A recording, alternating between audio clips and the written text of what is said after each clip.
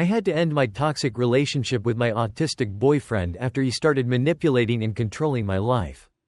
Relationships can be the most exhilarating, beautiful experiences of our lives, or they can be the darkness that smothers our light. This is the story of how I had to find my way out of a toxic love, a relationship I once thought would last forever. At the beginning, I was hopeful. We shared a common thread. Both of us were neurodivergent, and I thought that meant we could understand each other better than anyone else could. But soon, that hope gave way to something I never imagined, a constant struggle to preserve who I truly was. When I first met him, there was an excitement that came with new love. He seemed sweet, genuine, and utterly fascinated with me. We were both autistic, which made me feel like I could finally have a partner who truly understood me. Someone who knew what it meant to navigate a world that often felt foreign and overwhelming. It was exhilarating to share parts of myself I never thought anyone would appreciate. He would listen intently, and I felt seen for the first time in a long time. But just a few months in, cracks began to form. He found a picture of me from my teenage goth phase and began pressuring me to look like that again. It wasn't a suggestion, not a casual remark, it was relentless. Dye your hair blue. Wear your goth clothes again. Get tattoos like those girls. The charm he had shown in the beginning was replaced with demands. He would screenshot my old pictures, remind me of who I used to be, and push me to transform into that version again, not out of love for who I was, but as if I were a blank canvas on which he could paint his fantasy. He would take my old goth clothes and bring them to his apartment, hiding them in different places each time I came over, as if they were his possession to keep. It felt violating. They weren't just clothes, they were memories, artifacts of who I had been, and he was using them to mold me into his version of an ideal partner. He'd show me photos of overly sexualized women with tattoos, asking me if I'd want to look like them, if I'd change myself to be like those girls. It wasn't about loving me, it was about control, about making me someone he thought he could love. One day, as I walked into his apartment, I noticed that my clothes were moved again, neatly arranged as if he had been through them. I felt a chill run down my spine, but I tried to ignore it. Maybe he was just trying to help. Maybe I was overreacting, but deep down, I knew he was not interested in loving who I was. He wanted to mold me into an image he had in his head. He wouldn't follow me on social media, but he'd stalk my every move, keep tabs on me, collect pictures of me without my consent, and show them to his friends and family. It was chilling. I didn't feel like a person to him. I felt like a collectible. Something to be displayed and admired but not respected. He would try to control every aspect of my life, where I went, who I spoke to, even what I wore. He'd criticize me for not wanting to dye my hair, for not wanting tattoos. He'd say that my appearance was important, that I needed to fit a certain aesthetic, that I should change myself to be what he wanted. But it wasn't just my appearance. He also had sexual preferences that I didn't share. And he couldn't understand why I wouldn't want to participate in the same kinks as he did. He had fantasies that he projected onto me, ideas of who I should be, what I should do, and what I should look like. I was no longer me. I was a doll in his twisted imagination. One time, he tried to get me to sync my Google Photos with his computer. And I almost did it before realizing what that would mean. He'd have access to everything, pictures of my friends, my family, my past. I caught him secretly taking photos of me and sending them to people, including his family. It was terrifying. It wasn't just about the photos, it was about control. It was about having every piece of me in his possession, knowing that I was completely his, with no boundaries and no privacy. He would even track my location and monitor my internet usage. I felt trapped, suffocated. And then there was the constant emotional manipulation. He'd love bomb me when I threatened to leave, showering me with affection and praise, telling me how much he needed me, how much he loved me. But when things were stable, he'd treat me like garbage. He'd criticize me, tell me I wasn't good enough, that I needed to change. He'd shame me for my body, even though I was healthy and fit. He'd tell me I needed to lose weight, get rid of my body hair, change how I looked, and yet, he wouldn't even brush his teeth or comb his hair for me. It was humiliating. I felt like a show pony, paraded around while he looked like he didn't even care. He tried to shame me for being poor, even though I came from an upper middle class background. He exaggerated his own wealth, trying to make me feel inferior. It was all about power, about control. His brother shamed me too. And he did nothing to defend me.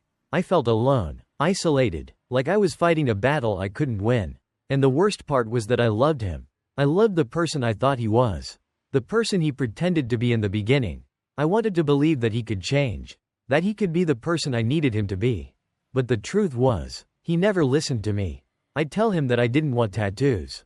That I didn't want to dye my hair. That goth was a music subculture and not a kink. He'd nod, pretend to understand, and then go right back to pushing me to change. He never wanted to do anything fun with me. Never wanted to share in the things I loved. It was always about him. About what he wanted. About what he needed. He'd drag me to goth clubs and nude beaches. Not because he enjoyed them, but because he wanted to stare at other women. To compare me to them. To shame me for not being like them. He'd control what I ate. Shame me for my body. Tell me I wasn't good enough. And yet, I was thin, healthy, fit. It didn't make sense. He wanted me to be perfect. But he also wanted to control me. To make me feel small. To make me feel like I wasn't enough. He'd point out other women exercising. Take little digs at me. Try to make me feel like I needed to change. He wanted me to spend thousands of dollars on my appearance. Yet he wouldn't even shower for me. It was all about control. About making me feel like I wasn't good enough. I tried to end it twice. Each time, he'd cry, beg me to stay, tell me how much he needed me, how much he loved me. He'd tell me I was brilliant, that I was everything he wanted. But it was all manipulation. He didn't love me, he loved the idea of me. The fantasy he had created in his head. He loved having someone to control. Someone to make him feel powerful. I felt used, manipulated, like I was nothing more than a pawn in his game. Finally, I had enough. I went to his apartment and told him that I couldn't do it anymore. I told him that I wasn't being respected. That he was crossing my boundaries. That he was trying to change me. To pick on me. To make me feel small. I told him everything he was doing wrong. And he cried. He denied everything. Said it wasn't true. Tried to guilt me into staying. But I was done. I could see clearly now. He was never going to change. He didn't even understand what he was doing wrong. He couldn't see past his own needs. His own desires. Leaving was the hardest thing I've ever done. I loved him. Or at least I loved the person I thought he was. But I knew I couldn't stay. I knew that if I did, I'd lose myself completely. I'd become the person he wanted me to be. And I'd hate myself for it. So, I left. And it was painful. And it was heartbreaking. But it was also liberating. I felt free for the first time in months. I could breathe again. I could be myself again. In the weeks that followed, I began to notice changes. My skin cleared up. My hair looked healthier. I had more energy. I was sleeping better. Eating better. I felt like myself again. It was as if a weight had been lifted. As if I was no longer carrying the burden of his expectations. His control. I realized that I had been shrinking myself to fit into his world. And now that I was free, I could expand again. I could grow. I could be who I wanted to be. I realized that I had been in love with the idea of love. Not with him. I had wanted so badly to be loved. To be seen. That I had ignored all the red flags. All the signs that he wasn't the right person for me. I had tried to change myself to fit into his world. To be the person he wanted me to be. But in doing so, I had lost sight of who I was. I had allowed myself to be controlled. To be manipulated. To be treated like I wasn't enough. And I wasn't going to let that happen again. I decided to delete the shared photo album we had together. It was hard, because there were good memories there. Moments that I had cherished. But I knew that holding onto those memories meant holding onto him. Holding onto the past, and I needed to let go. I needed to move forward. To focus on myself, on my own healing. I blocked him on every platform. Deleted every trace of him from my life. It was painful, but it was necessary. I needed to protect myself. To put myself first. I've come to realize that toxic relationships can take many forms. Sometimes, they're obvious, yelling, screaming, abuse. But other times, they're subtle. They're the constant criticism, the control, the manipulation. They're the partner who makes you feel like you're not enough. Who tries to change you. Who doesn't respect your boundaries. They're the person who loves the idea of you, but not the real you. And it's hard to see it when you're in it. It's hard to recognize the signs. To admit that the person you love isn't good for you. But once you do, once you find the strength to leave, it's the most freeing feeling in the world. It's like taking a deep breath after being underwater for too long. It's like seeing the sun after months of rain. It's realizing that you deserve better. That you deserve to be loved for who you are, not for who someone wants you to be. It's knowing that you are enough, just as you are, and that you don't need to change for anyone. I've learned that love isn't about control. It's not about changing someone to fit your ideal. It's about acceptance, about respect, about seeing someone for who they truly are and loving them anyway. It's about growing together, supporting each other, and respecting each other's boundaries. And if someone can't do that, then they're not the right person for you. It doesn't matter how much you love them, or how much they say they love you. If they don't respect you, if they don't support you, if they try to change you, then it's not love, it's control. I'm still healing, still figuring out who I am without him. I'm still learning to trust myself, to believe that I am enough. But I know that I made the right choice. I know that I deserve better. And I won't settle for anything less. I'm proud of myself for leaving, for standing up for myself, for choosing me. And I hope that anyone else who finds themselves in a similar situation knows that they deserve better too. You are enough, just as you are, and you deserve to be loved for who you are, not for who someone wants you to be. Iada for asking for S*X on our wedding anniversary after my wife gave birth. We often hear about the romantic moments in relationships, the grand gestures, the sweet beginnings, those carefree days when everything feels perfect, and love seems unbreakable. But the truth is, love isn't always about the roses and fireworks, it's also about enduring the rain, weathering the storms, and holding on when everything else is falling apart. This is a story about what happens when intimacy fades, when fears take root, and when love isn't enough to fix everything. A story of a husband and wife, of quiet battles, and of rediscovery amidst the hardest times of their lives. Meet James and Emily. They were like any other couple starting out, full of excitement, hopes, and plans for a beautiful future. They met through mutual friends at a summer gathering, and there was an instant spark, a deep connection that neither of them could deny. James was drawn to Emily's warm smile and sense of humor, while Emily admired James's thoughtful nature. It wasn't long before they became inseparable, sharing late-night talks, spontaneous road trips, and the kind of deep, genuine love that people dream about. When they first began dating, their relationship felt electric. They couldn't keep their hands off each other, and the passion between them seemed to deepen their emotional bond. They would spend weekends exploring new places, enjoying cozy dinners at home, and falling asleep wrapped in each other's arms. Life was good. It was easy. The way they connected physically became a natural extension of their emotional closeness. They felt alive, wanted, and understood. And in those moments, they believed that this love, this connection, was unshakable. But, as life would have it, things slowly began to change. 4 years into their relationship, Emily experienced a medical issue during an intimate moment. It was an unexpected complication, one that brought both physical pain and emotional unease. Though the doctor reassured them that it was temporary and nothing to worry about, the impact was deeper than either of them anticipated. Emily became hesitant, fearful even, of being intimate again.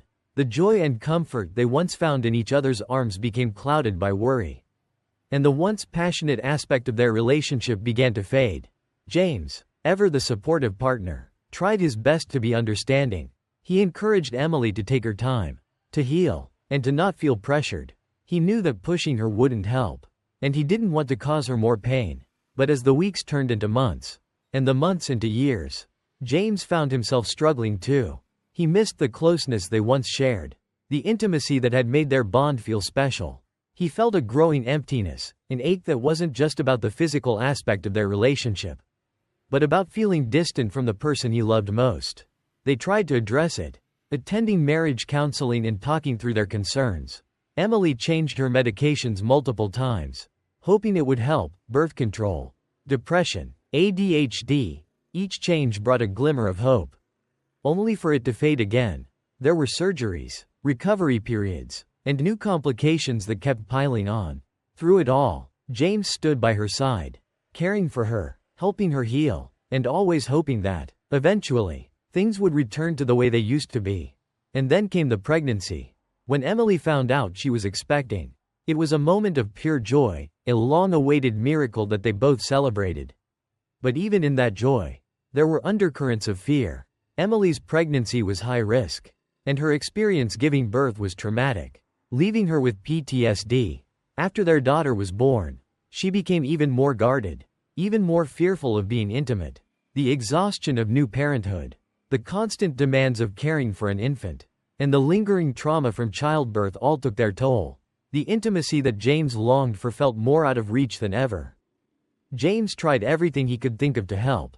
He suggested romantic getaways, offered to arrange babysitting, even brought up the idea of staying in a hotel for just a few hours, anything to have a moment alone.